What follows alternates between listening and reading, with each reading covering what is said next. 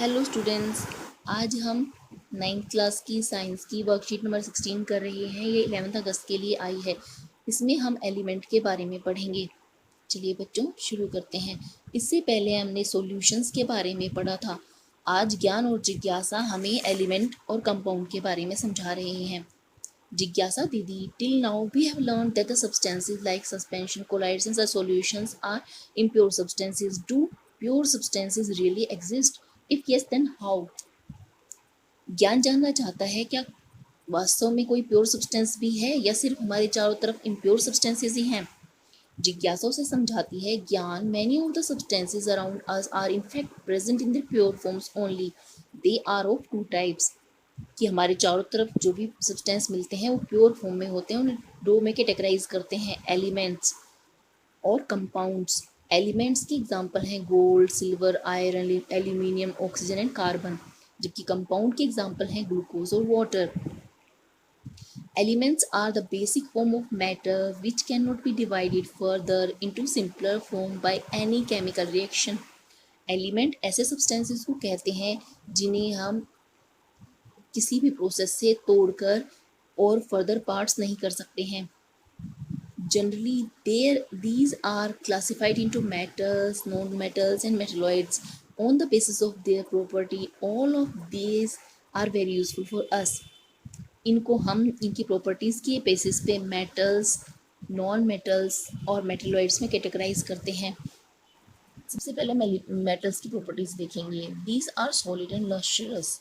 Metals solid भी होती हैं और शाइनी भी होती हैं, जैसे कि gold. These are good conductor of heat and electricity. अगर इन्हें गर्म किया जाए तो ये अपने अंदर से हीट को पास होने देती हैं, इसलिए गुड कंडक्टर हैं। और इन्हें अगर तार बना के कनेक्ट कर दिया जाए इलेक्ट्रिक सर्किट में तो इनके अंदर से करंट भी पास हो जाता है। These are ductile in nature.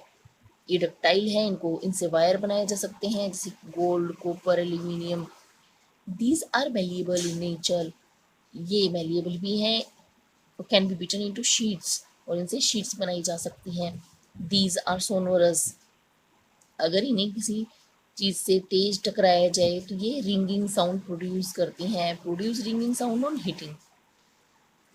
जैसी प्रॉपर्टीज हमने मेटल्स की पढ़ी, उससे एग्जैक्टली अपोजिट प्रॉपर्टीज है नॉन मेटल्स की। These are not lustrous, these are bad conductor of heat and electricity, these are neither malleable nor ductile, can't be beaten into sheets and can't be drawn into wires. Lustrous भी नहीं है, bad conductor of heat electricity है, malleable भी नहीं है, ductile भी नहीं है। They are generally brittle. ये जनरली ब्रिटल हैं। अगर इन्हें तेजी से किसी चीज़ से हथौड़े से मारते हैं तो ये टूट कर बिखर जाती हैं। जैसे कि कोयले के ऊपर अगर हम हथौड़े से मारते हैं तो उसके टुकड़े टुकड़े हो जाते हैं। These are not sonorous. ये सोनोरस भी नहीं है। Generally non metals exist in liquid और गैसियस फॉर्म, और जनरली ये लिक्विड और गैसेस फॉर्म में मिलती हैं, जैसे hydrogen, carbon, iodine, bromine, chlorine. ये सभी नॉन मेटल्स हैं। Check yourself. अब इस वर्कशीट से रिलेटेड कुछ क्वेश्चंस दिए हैं। Number 1, what are elements, how are they different from mixtures. Element क्या है और ये मिक्सचर से कैसे डिफरेंट हैं। Elements are the basic form of matter which can not be divided further into simpler form by any chemical reaction. These are different from mixtures because these are pure in nature. Example, silver, iron, etc. Aluminium is used in making utensils used for cooking food. Which property of aluminium is being used here? Property of malleability and its property of good conductor of heat. क्योंकि ये malleable है इसलिए इसकी sheet बना के किसी बर्तन का रूप दिया जा सकता है, और ये गुड कंडक्टर ऑफ हीट है इसलिए जब हम खाने को गर्म करते हैं तो हीट नीचे से ऊपर तक पहुंच पाती है।